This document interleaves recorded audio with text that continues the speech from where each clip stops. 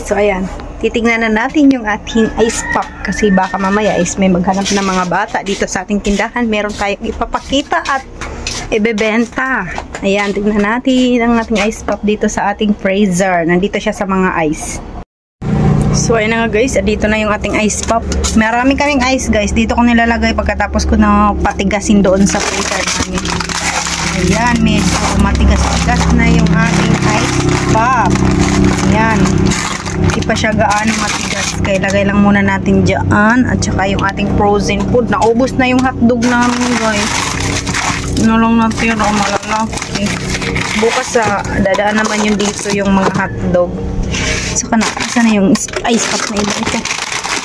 Ayan lang natin para.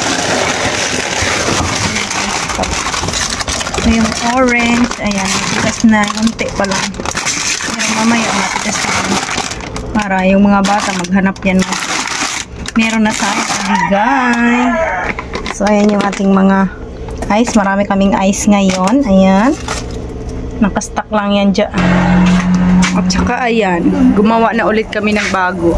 Yung asawa ko gumawa ng ice. Ayan, 3 layer. Para bukas naman to kasi yung ibang ice na matigas na, yun yung ating ibebenta. So, di ba, mga tips para sa...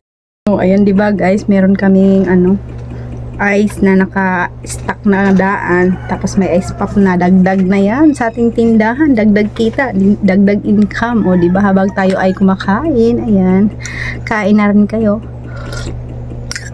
Ganyan yung ginagawa ko dito sa aming freezer. May dagdag kita, meron na tayong ice pop, may ice na.